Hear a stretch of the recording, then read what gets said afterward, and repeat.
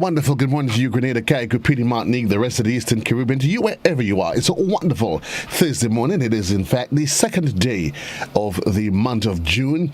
Welcome to June.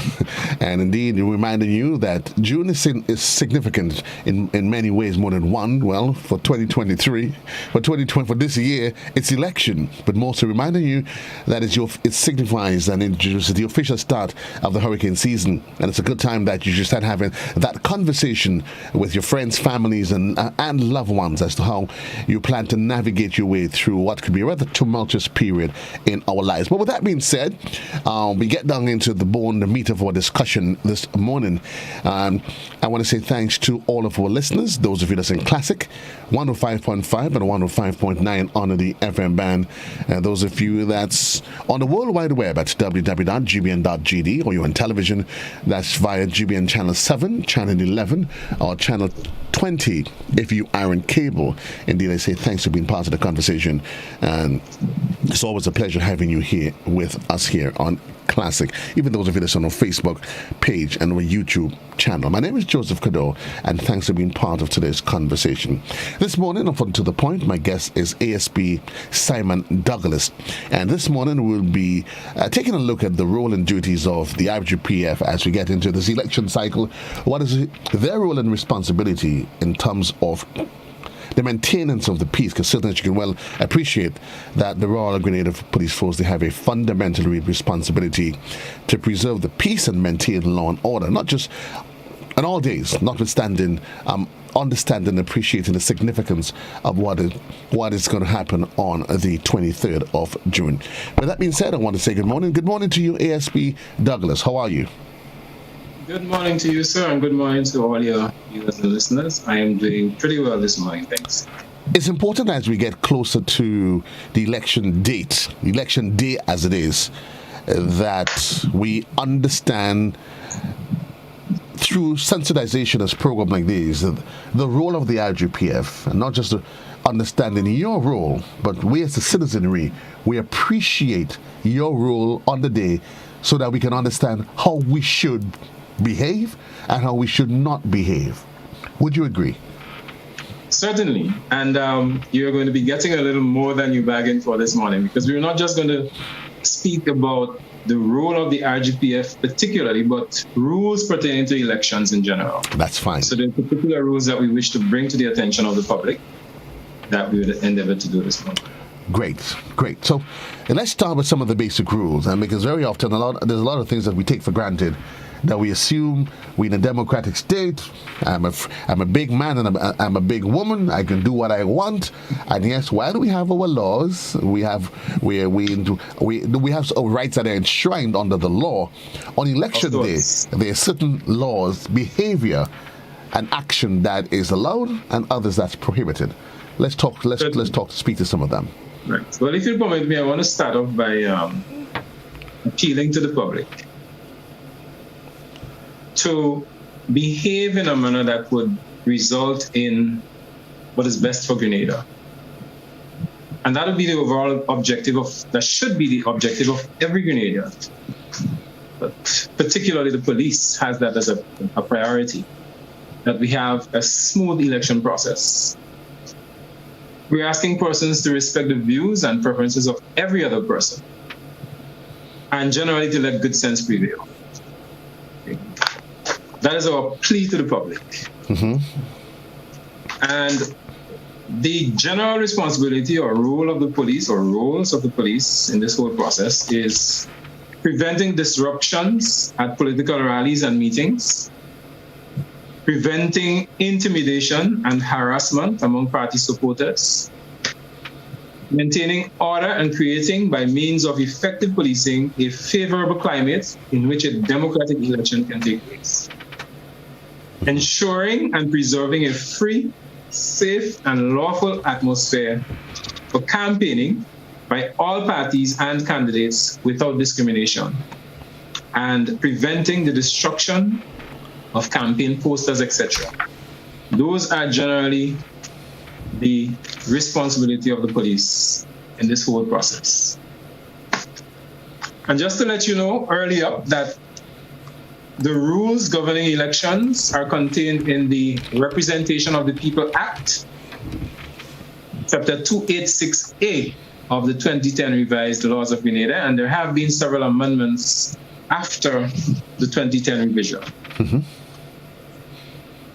Before we go into the Representation of the People Act, I just want to point out a few regulations under the Public Order Act, Chapter 267.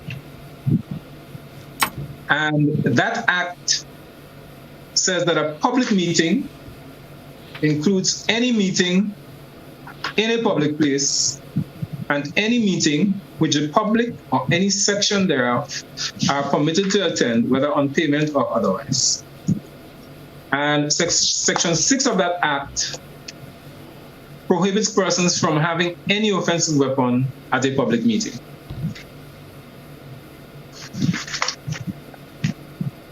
A person who in a public place or at a public meeting A, uses threatening, abusive, or insulting words, or B, distributes or displays any writing, design, or visible representation which is threatening, abusive, or insulting, with the intent to provoke a breach of the peace, or whereby a breach of the peace is likely to result, shall be guilty of an offense.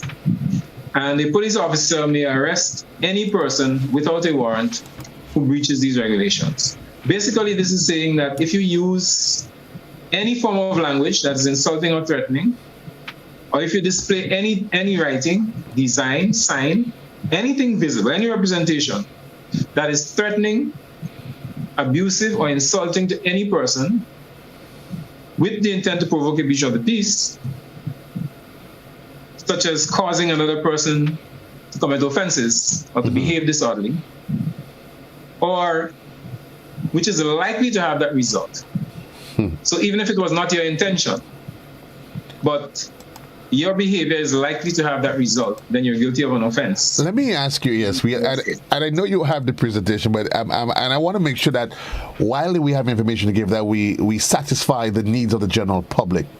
Yes. So when you say behavior that would provoke, I mean, give me some examples, because I may probably think, I look at you and I say, boy, take off that brown dress you have on you, lady, the brown dress. And I may just probably be saying it, no harm intended. And the person, especially in the context of in the election cycle, where our bloods are close to our skin because of our political preferences. So give us some glaring examples as to what might be deemed as being instigative, insinuating, what may become offensive on that particular day or during the period. One of the most common ways that you can incite a breach of the peace is by saying or doing things that you know that another person has an issue with, and they're likely to react a certain way. So, for example, you call somebody by a particular name, which is not their correct name, and that person usually responds with violence or with anger, or maybe the person throws a tantrum when you call them by that name. If you do that, then it means that you are inciting that person to commit a breach of the peace. You can also incite persons to commit a breach of the peace who are your friends or your colleagues. So I don't like Joe, right? And I want persons to attack him. So I may say things about him or in relation to him, right, that would encourage those persons to react that way. So I may make a statement that you've made before that people do not like. And that's me making that statement would remind them of what you did or said. And they would then attack you in some form or the other. So let me ask you, ESP, and I'm asking the context that when we get onto the political platform, the masqueraders are on, the politicians are on, you hear things are said, it is agitative. Sometimes you wonder, did he or she really just say that? And sometimes it is done, if you ask me, for the sole intention of rallying the crowd up, the masses up, the supporters, and then you get this bantering that starts back and forth. Where does the law, would you put a stop to it in terms of IGPF, law enforcement, and what comes off not just from the general public, supporters, but from the candidates themselves? Right. I think one of the good things about this whole process is that most of the persons directly involved do not take these things too personally. That is my opinion. Okay. Right? But the police has a responsibility to ensure that persons who commit offenses are brought to justice, and more significantly, to prevent the commission of offenses. So even if a particular person who is affected by your action does not take offense to it, the police still has a responsibility to take action, at least to ensure that that offense does not persist or no further offenses are committed as a result of that. That responsibility for maintaining the peace, is that just for this election cycle, the election period, or is that enshrined in the law any other time of day? Yes, certainly not for the election period particularly, because the act that I referred to is not relative to elections. The Public Order Act has nothing to do with elections in particular. It's general rules for the governance of the country, for law and order in the country. Right. But I raised it because during the election process, you have a lot of public meetings. The climate. Yeah. And the yes. Right. And those rules govern public meetings. Right. Okay. So that's the reason it was raised. But the Representation of the People Act itself deals primarily with the election process. Okay. Yes. So just to move a little further into the Public Order Act, Section 9 prohibits a person from acting in a disorderly manner for the purpose of preventing the transaction of the business for which a meeting was called. So any action that you take that prohibits the organizer of a meeting from conducting the business of the meeting is an offense. So, for example, you may make certain noises that prevents the audience from hearing what is being said. A person may use a motor vehicle, drive up and down, create smoke. Anything of that sort can amount to that type of offense. But that's my rights, ASP. I'm free to traverse Grenada at any time of the day. There is no state of emergency. And I drive up, I drive down. What is there within the law that prevents me from doing that? Okay, like I said, you may create a lot of smoke or make a lot of noise. All of these are offensive. So it has to be determined, though, I'm assuming, for the purpose of keeping the public informed. It's not a case whereby, okay, I pass once, I pass twice. The police is going to pounce on me. No. It has to be a case where it's a build-up, and there's reasonable cause, I would assume, where it's determined, listen, if this person is attempting to instigate or create some disturbance. Okay, great. That's the intention of the law. Because I don't want people to think if I drive past and my vehicle is smoking, that the police is just going to arrest me. Because sometimes people take things the wrong way. Okay, so it must be intent. Right. Okay. Yes, but generally a vehicle smoking is an offense. It's a traffic offense. Right. Yes. Okay. So then you should not be allowed to do it at any point in time. But if you're doing it in a crowd, right, then there's more cause for concern. Fair yes. Enough. And the penalty for that offense is 3 months in prison, or a fine of $3,000. So $3,000 fine and 3 months imprisonment. Wow. I find the fine for those penalties seems quite heavy when compared to some of the other fines for other incidents. But let me ask you. Of course. I'm going to ask you one because I saw it in some video clippings at a particular rally meeting where one political party was on, and opposing supporter, somewhere in the distance, they were making some chants. Or I saw another one where one put on his party colors and he ran through the crowd with a cape, and it created some sort of, of course, as you can well assume, it got people agitated. I'm assuming, Right. I mean, those kind of behaviors right off the bat is a no-no. Certainly, those would fall within the category of the offenses that we spoke of. Okay. Because it is disorderly. Just the act of running through a crowd in the manner you seem to be implying, Right. by itself can be deemed disorderly. And when you add the fact that that person has put on, as you said, the garments of the opposing party and did that, that would imply a certain intention Right. on the part of that person. And that doesn't apply during Soca Monarch, though. Certainly not, because Soca Monarch, we use any color. And we're not particular about our colors. And the running and the prancing, because that's all you see. That is what is allowed. That's Okay, what's that's expected allowed. on that occasion. Okay. Fair enough. So if we can go into some of the provisions of the Representation of the People Act, and we start off with the taking of the poll, or the taking of the ballot. Section 46(1) says, the poll shall be taken in each polling station by secret ballot in accordance with the provisions of Section 57, 59, and 63 of the Act. So that is very clear. The ballots shall be secret. Okay, so this is no individual person at the polling station deciding they want it to be secret. The law says that it shall. And when the law says shall, then it means that it has to happen, it must happen. But ASP, you just opened a Pandora's box there. Because I know as part of the build-up to the election season, there has been queries and concerns from various circles as it relates to individuals that are visibly challenged and the provisions that are reasonably expected for them that should be provided to them. But Yes. I remember hearing some of those facilities, as we well could appreciate and understand, isn't available to them. And I remember hearing Mr.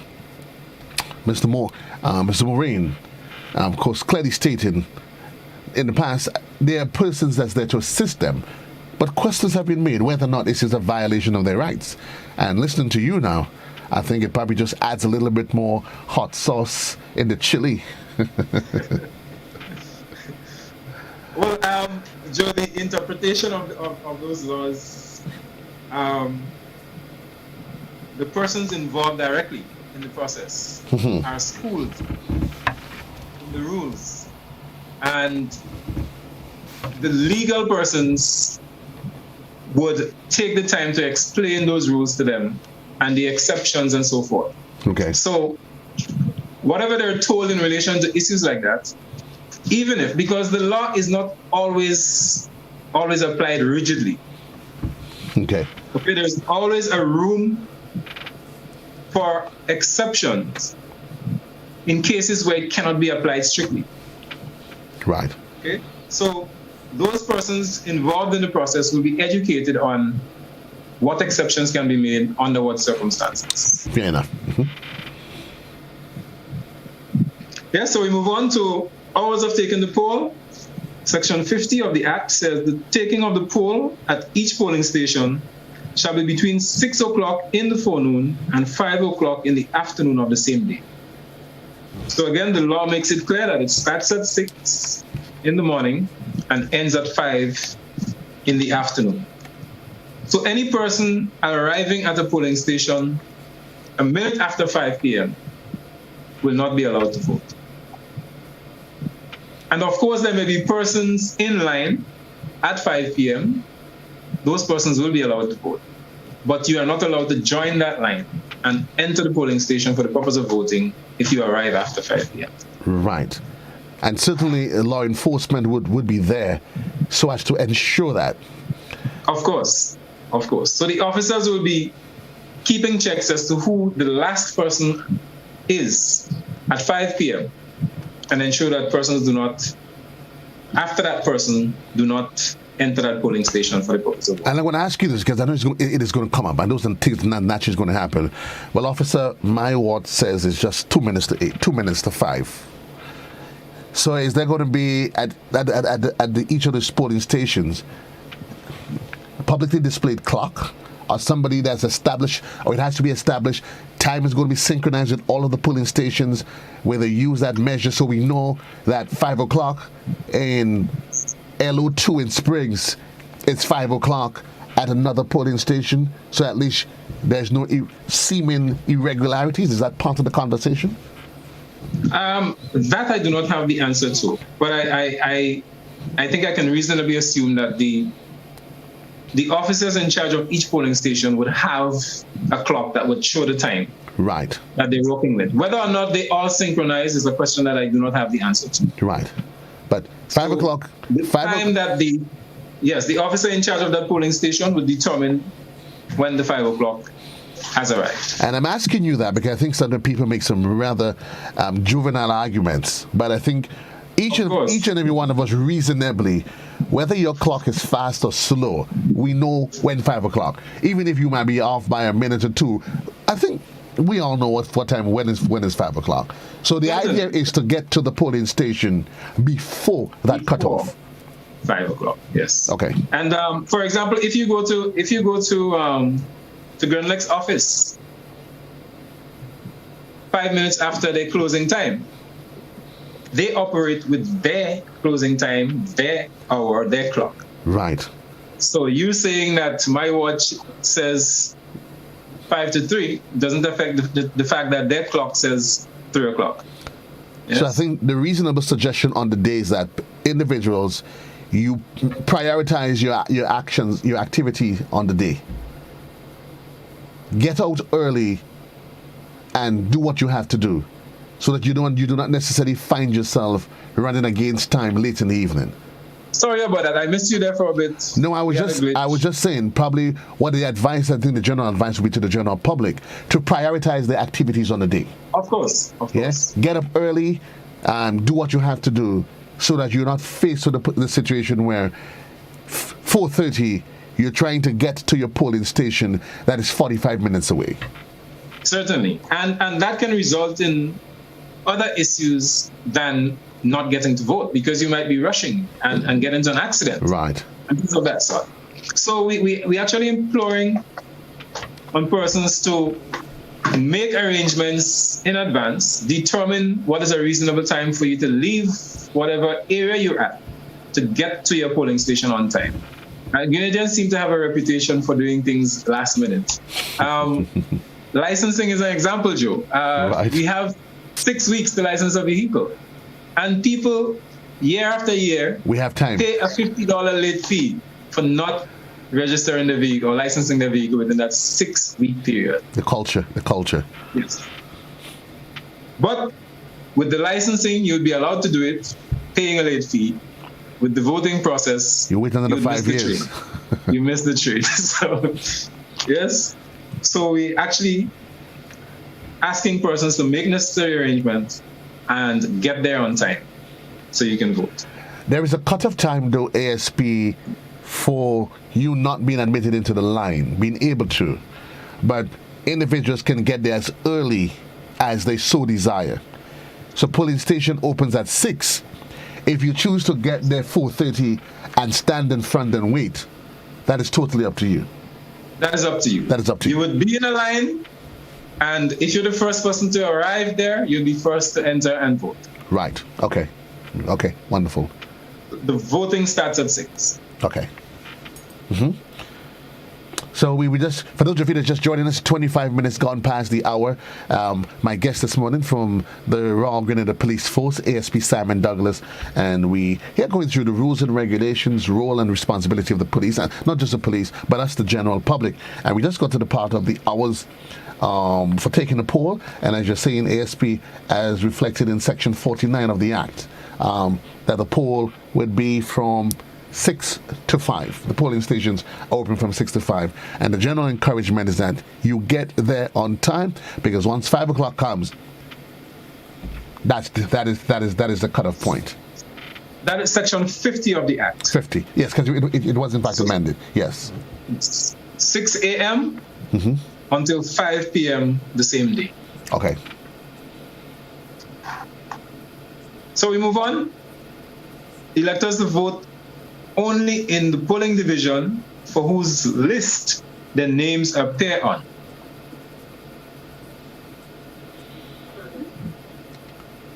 So you can only vote in the polling station where your name, where the list, your name is on that list. Correct. Now, of course, there are a few exceptions to that, and we'll look into that. So section 52, subsection 1 says, subject to the provisions of section 51 and 52, no person shall be entitled to vote in any polling division unless his or her name appears on the official list of electors for that polling division. But it goes on to say that, provided that a person who has been nominated as a candidate for election in a constituency other than the constituency in which his or her name appears on the official list of electors may vote in any polling station of the constituency for which he or she has been nominated as a candidate. Okay. So that's one exception. You're a candidate, you're registered to vote in St. Mark, but you're a candidate in St. David. Right. Yes? Okay. So there's an exception to that rule in cases like that. Okay. Provided also that no such candidate shall vote in more than one constituency or more than one polling station or more than once at the same election. So, of course, every person is entitled to vote only once. Therefore, that person cannot vote in the area that they're nominated as a candidate and then proceed to vote in the area where they registered as a voter.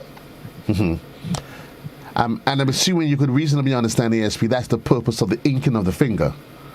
There you go. But let me ask you, though, because there are some individuals, I know they found creative ways over the years to get the ink off their hands quite quickly. And I've seen guys, they've done it. And they must be rather... And to get it off completely? Well, maybe I probably shouldn't say completely, but I do know there are individuals who found ways to quite easily reduce the amount of visible ink that is on their hands. And that again is a no. Is there any laws against that, though? If it is determined that an individual is trying to defraud the system that way. Yes, and it's actually contained in the Act, and not too long from now we'll get to that point where we address the issue of the ink. Yes? So we move on. Subsection 2 of the same section, 52, says, every person whose name appears upon the official list of electors for any polling division shall be entitled to vote in that polling division, notwithstanding that he or she is not a resident in that polling division upon polling day. So it does not matter where you live. If you're registered to vote in the town of St. George and you live in Sotez, you're entitled to vote in the town of St. George. So it has nothing to do with your address. It's all about where you're registered to vote. And as such, the registration process would take care of any changes that you've made to your residence. Certainly, right. But you are the one to bring that to the attention of the officials, so they can make the adjustments. Right, and provisions were made prior to election, to the date. The provisions were made during the registration process to have that process completed. So don't come and say, well, I was thinking about it, officer or madam, whoever you are. If it didn't happen, so if on the day you did not get a chance, you've been living in Granville for the last 10 years, your intention was to reasonably register there, but you didn't get a chance to change it, my dear brother, if you have to find yourself in Carriacou, take the boat and go. and get down here. And in fact, take the boat the day before. Take the boat the day before. One of the things that happens quite frequently is that a person might be living in the same constituency, but at a different location, and a polling station may be much closer to them than the one they're used to voting at. And they may think that it's okay to vote in that polling station because it's the same constituency. But that's not how it works. So it is the polling station that you're registered to vote in. That is why all that information is given on the list. And I In think fact, go ahead. Yeah. polling stations and the numbers are also given, because you can find one station, and an example that comes to mind quickly is the National Stadium, where there are 3 or 4 different numbers for voting. Right. And you need to get to the appropriate one in order to cast your vote. Right. And that's why it's important, you would agree, ASP, that one would be armed with their information prior to. Certainly. So call the electoral office or visit the polling stations. If you knew that that's where you voted last election cycle, you have not initiated any change via the Parliamentary Elections Office, check the list. Make sure. If you don't see your name on the list where it is supposed to be, and certainly there's a cutoff point for that, but it is your onus is on us to ensure that we know our polling station, not just the constituency, but the particular polling station that we're eligible to vote at. Certainly. Right, and there's actually a penalty for contravening any of these provisions. Right, and there's a term of imprisonment for 6 months for breach of any of these provisions. Okay. I'm obviously ASP before you go on. It is 28 minutes onto the hour. We have to take a quick commercial break, though. When we come back, I'll be rejoining my guest this morning from the RGPF ASP, Simon Douglas, as we take a look at the role and responsibility of the Royal Grenada Police Force re-election, the day itself, and the period, and how we as a citizenry were expected to behave. Quick commercial break. We'll be right back right here on To The Point.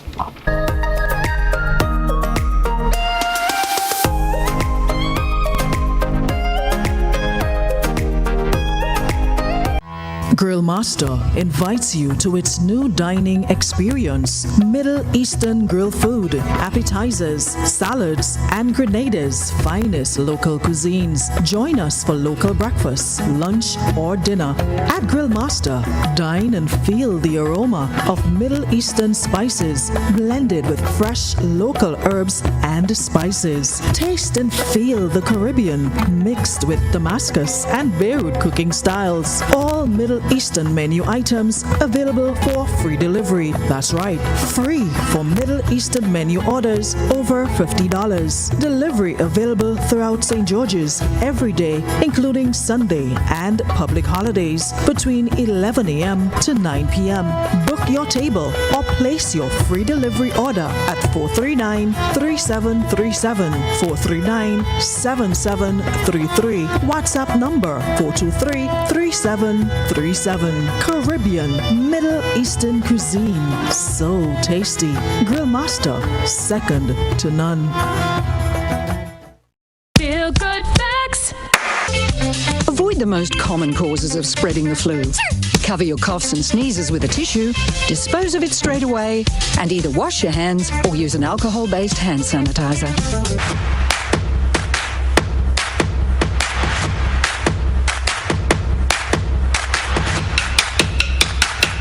Stop.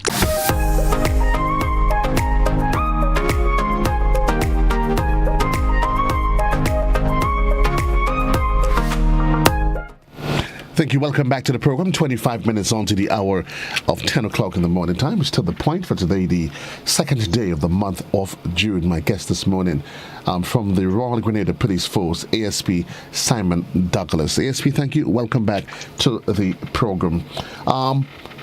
Thank you, sir. We've discussed a lot, but one of those I want to make sure, I'm not sure where it is on your presentation, because we know there's so much to get through. But we already discussed our plans for getting the rest of the information disseminated. But one that I wanted to touch on is that of the consumption of alcohol. Yes, yeah. that is also listed. Right. Also something that that we have listed.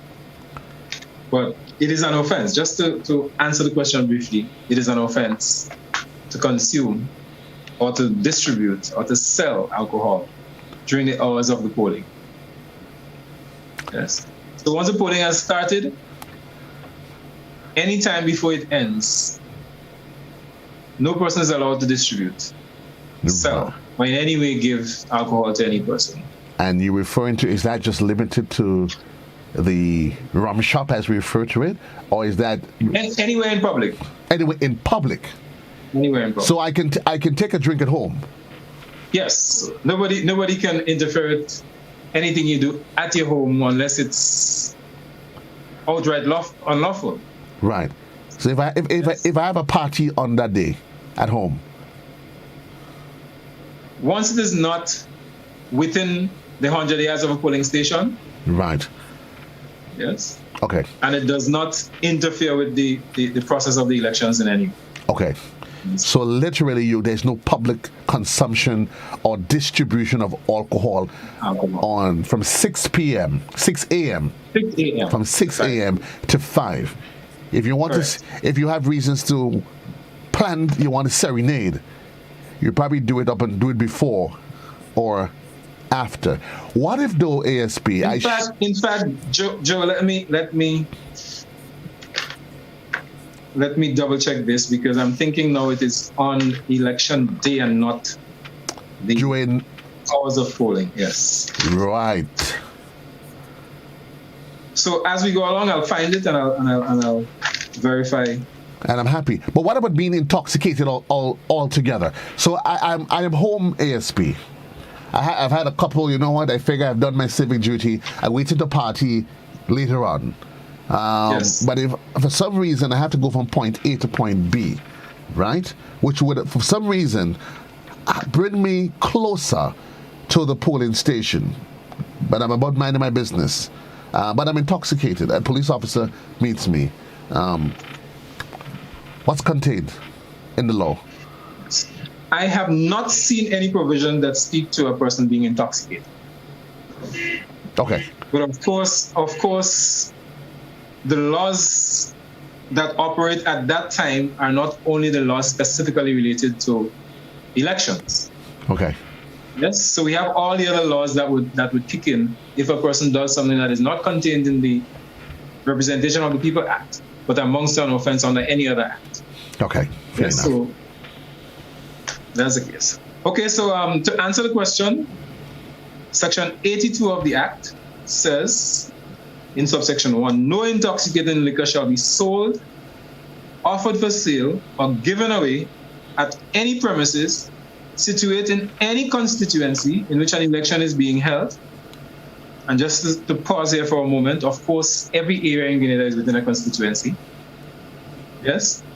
And to which a license issued under the Liquor Dealers License Act, Chapter 174 applies at any time between the opening and closing of the poll on polling day. So yes, the information was correct.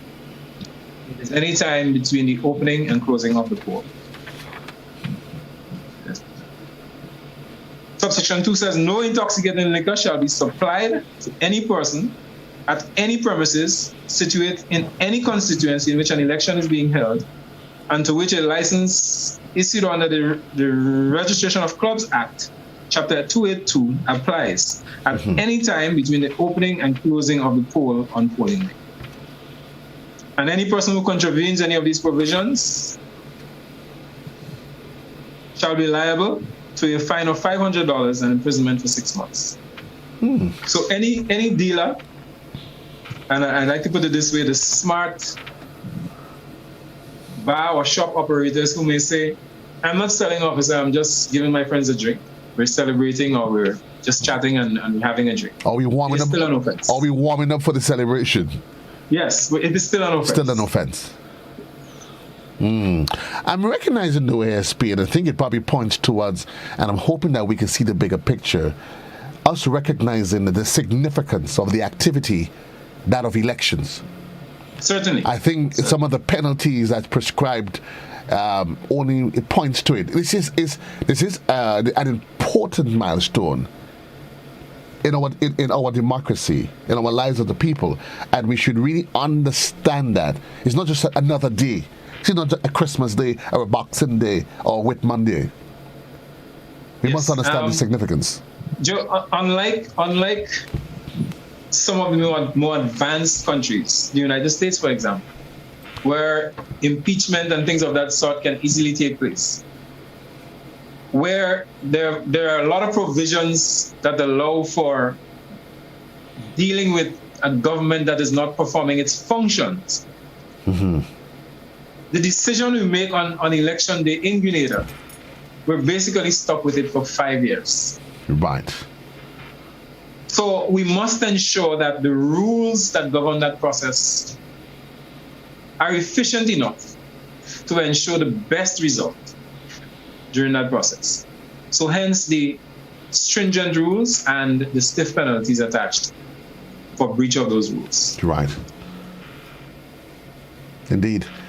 20 minutes on to the hour in the morning time. Good morning to our listeners, and again, listeners and viewers of Classic. In case you're just joining us, my guest this morning from the Royal Grenada Police Force, ASP Simon Douglas. Yes, ASP, continue. Yes, so we move on to proceedings at the poll.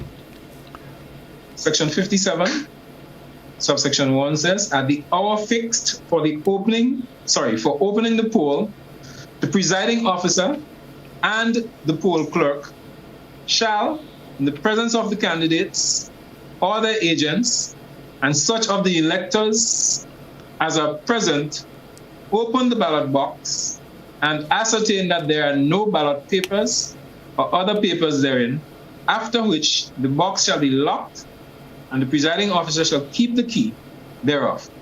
The box shall be placed on a table in full view of all present and shall be maintained there until the close of the poll. And the intention here is obvious, to ensure that there are no illegal papers, ballot papers or any other form of paper in that box to cause any interruption of the process. So it has to be inspected, and you would note that any elector, any person who comes to vote and is present, is entitled to observe that process as well. So it's an open process. Right. That is conducted. Subsection 2 says, immediately after the box is locked, the presiding officer shall call upon the electors to vote. So that will be done just before 6 a.m. so that the voting can start immediately after. 3 says, the presiding officer shall secure the admittance of every elector into the polling station and shall see that they are not impeded or molested at or about the polling station. So no person must be in any way hampered from smoothly casting their vote. Right. And that is the responsibility of the presiding officer to ensure that that happens. And of course, the presiding officer has the authority to direct the police officers on duty to take action in certain cases. While we're at it, let's talk about, because the clock is quickly running.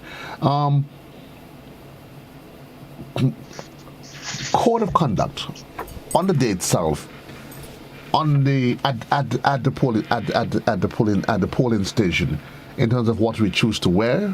We talk about behavior, but let's talk about that. What we choose to wear and how we conduct ourselves while at the polling station awaiting our turn to vote. Right. And of course, it is desired that we have a very strong police presence at the polling stations, and that the officers enforce the rules strictly. Persons will be required to form a line. And some persons can get very impatient and behave silly. Right. But the police is there to ensure that there are no interruptions of the process. And as I said before, every law of the country applies on election day, just like any other. So disorderly behavior is an offense that you can be arrested for. If your behavior is found to be outside of the normal accepted standard of behavior, then you can be arrested for disorderly behavior. Right. But of course, the police is going to speak to persons. We're not just going to arrest someone, but we're going to speak to persons and advise them of what they're allowed to do and what they're not. And failure to comply, I expect it to result in that person being taken away from that area. to prevent disruption of the process. And inside of the polling station, the presiding officer has authority over the behavior of persons. So the presiding officer will direct a person as to what they're allowed to do and what they're not, and failure to comply, presiding officer can direct the police officer to arrest that person. And that has to do as well with the level of at which they speak. Yes. Right. Yes. So you can't just come, and I know I've seen it. You know, people they're quite early. You get restless, but all of a sudden, your neighbors, your friends has to come along. You're in the queue. People get relaxed, and all of a sudden, a conversation starts, and they think it is okay for that we can just have a top of the voice conversation because we agree or disagree on something. That is a no-no. There is a minimum acceptable octave at which one should raise their voice. Correct. Great. Yes, because disorderly behavior can come by both action and words. Right. Yes.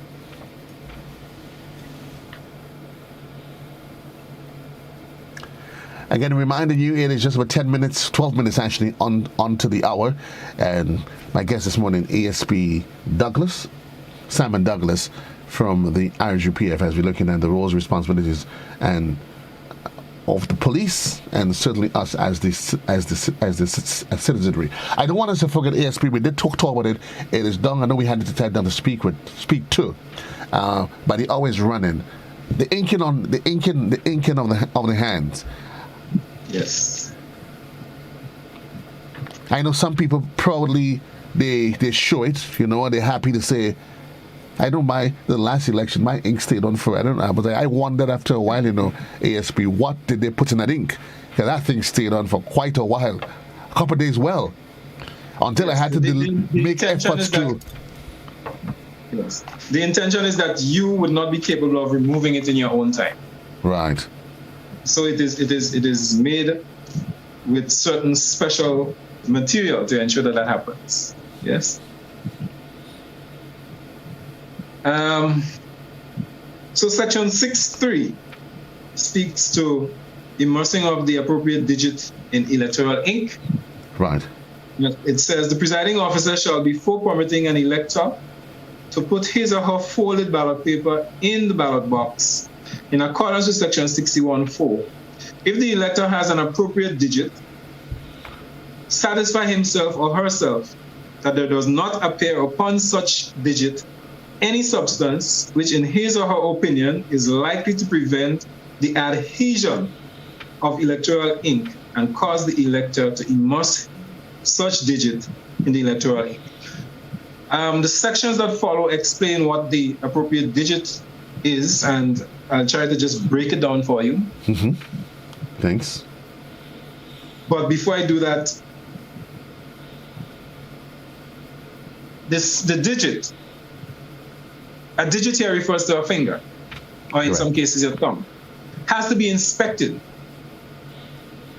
by the presiding officer to ensure that there is no substance in it. So a man may want to put some grease or some kind of substance on his finger. Don't put ideas in the head. To facilitate the removal of that ink. But that finger will be inspected to ensure that there is no such substance on it before you're allowed to dip your finger in the ink, as we say it. But let me ask you, the ASP, so if it is determined, so I've already, because I'm trying to remember, so I've already cast my ballots, because I think the inking is the last thing that takes place. No. The inking is before that ballot paper is. Oh, right. So okay, because I was just want to ask you that. What happens? It's a precaution just in case something is wrong. For example, if when you're inspected, is identified that there's already ink on your finger, then that ballot paper will not be placed in the box. Right, correct, yes. If it's already in there, then you're stuck with it. Right.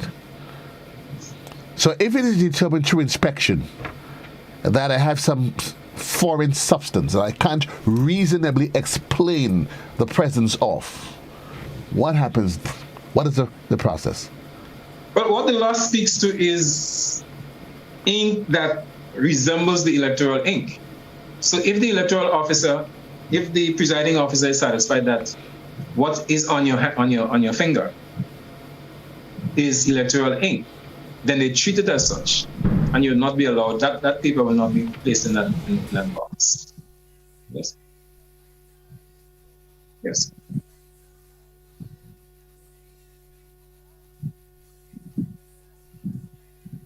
Okay. Right. Okay, I'm hearing the question. So what happens is you make your mark, and just before the ballot paper is placed in the box, that is when you dip your finger in there. Okay. So the ink is not on your finger while you make your mark.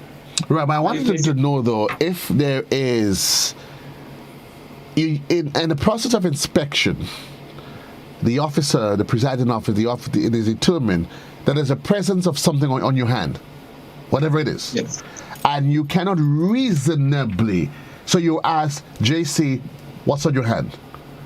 And I can't reasonably explain what is on my hand, how it got on my hand, and what could potentially happen thereafter.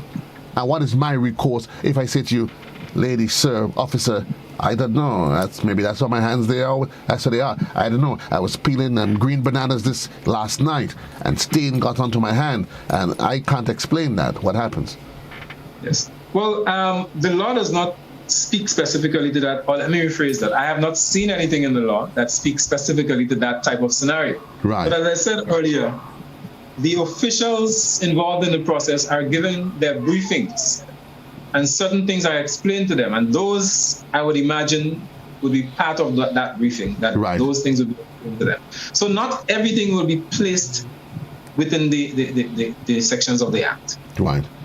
But some things would be reasonably within judgment. Yes, of course. And if the officer decides, for whatever reason, that whatever the object is or that is on your hand, right? They say, listen, either have it removed, but they would make that decision on the day. Yes. Right there and then. And so, but I do not believe having it removed would remedy the problem, because remember, the intention of the ink is to ensure that the person only votes once. That is why, if the presiding officer is satisfied that what is on your finger is electoral ink, then they should not place that ballot paper in the box. Interesting. Because we risk that person voting more than once, if that is right. That's exactly how it is resolved. I have not seen in the Act, but as I said, I'm sure that they would have been given information on how to deal with those issues. But I'm assuming that you can, and we're agreeing that we want the idea of today, as because although unfortunately we're getting ready to wrap, we have to wrap, but we need to be conscious. We need to be conscious as citizens as to what applies on the day in terms of our behavior, what we do, what we say, what we wear, what we choose not to wear. Again, before we wrap, maybe ASP, you can probably just summarize some of those salient points that we made, so at least persons can have an appreciation as to what's contained or what's expected on the day. Okay. Again, in case you just joined us, it's time to the point for today, the second day of June. And my guest this morning, as we're getting ready to wrap, ESP. Just to let you know, for the purpose of the general public, because we have not even delved into much of the information as yet, but certainly here at the GBN, we'll make all attempts and efforts to ensure that we have this information is made public, and certainly we would have other platforms that we would use for the provision of this information. ASP? Yes, thank you. So there, as I believe I indicated earlier, that there are lists of election offenses. We will not have the time to explain them, but I'll just briefly mention some of them so that an understanding is had as to some of the things that are not allowed. And we spoke of the alcohol. There is also the provision that employers must allow their employees time for going to cast their votes, and reasonable time that is. Must be allowed. Loudspeakers, ensigns, banners, etc. All those things are prohibited on polling day. So they must be stopped before the polling day. And remember, we have 2 polling days in our elections now. Correct. Yes, we have in this case we have the 20th for the police officers and the 23rd for the rest of the population. Mm-hmm. So each day is considered a polling day, and the rules apply the same way on in relation to each. So those things are restricted on polling days. ASP, before you wrap, a quick one. Who's policing the police while you're voting? Well, the advantage on that day is that the police is expected to behave properly and do not need to be supervised. or the expectation is that the police should know how to behave. Okay. Yes. I'm just right. And most of the polling stations are at or next to police stations. So Okay. there is that police presence during the process. Okay. However, there must be police officers actually on duty at the polling station during the process. So persons will be interchanged in order to allow for officers to cast their votes. right. And I specifically ask you that so that nobody seems to think that the police gets a free reign of parade on that day, while the rest of the citizenry.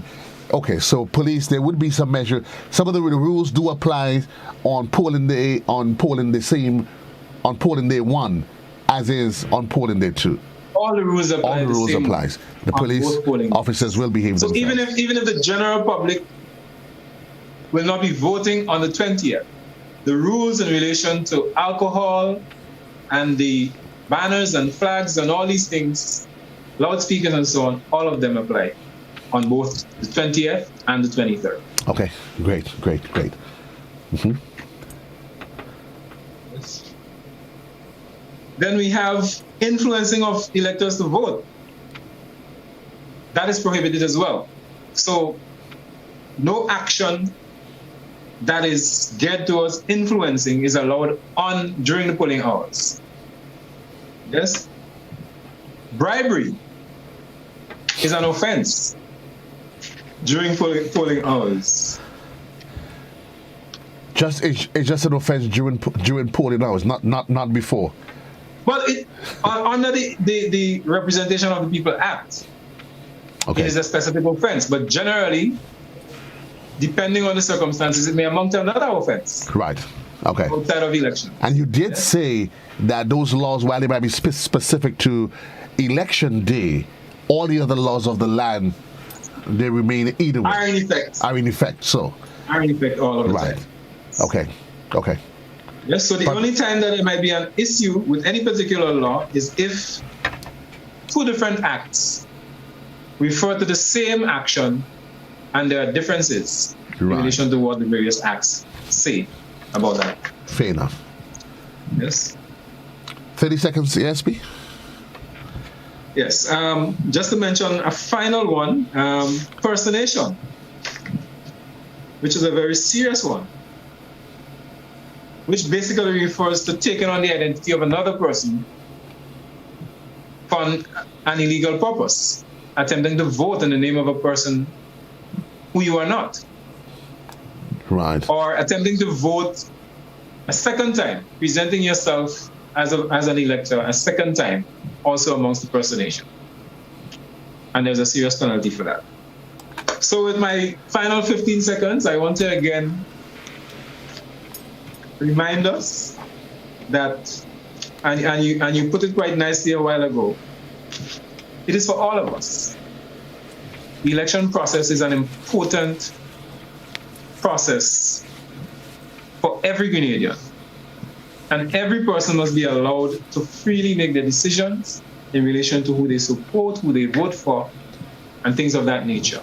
And we appeal to persons to respect each other's views and opinions and preferences in relation to parties, candidates, and so forth.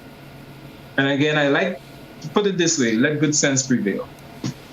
Indeed, thank you, ASP Simon Douglas. Let good sense prevail. And certainly we do want to encourage each and every one of us as we count the days down to there being the second election, being 21 days away. Allow good sense to behave. Let's respect each other. Reminding you that at the end of the day, The right to vote is our civic responsibility, and it's not one that we should shy away from. If you choose to vote or not to vote, it is your business, but at the end of the day, I keep saying, I encourage people to be part of the process.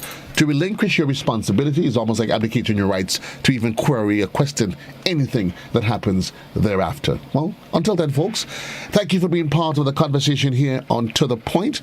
Indeed, it is Thursday as it is, reminding you, certainly wishing you the best as you go through the day, but reminding you also that the countdown is on to the biggest event in this part of the universe, King of the Grill. It is this Saturday at the Mount Rouge Plain Field. The entire Jimmy and Kit and Kibbutz will be there. We are ready. You better be ready as well. Until then, so long, everybody. JC loves you. Have yourself a great one.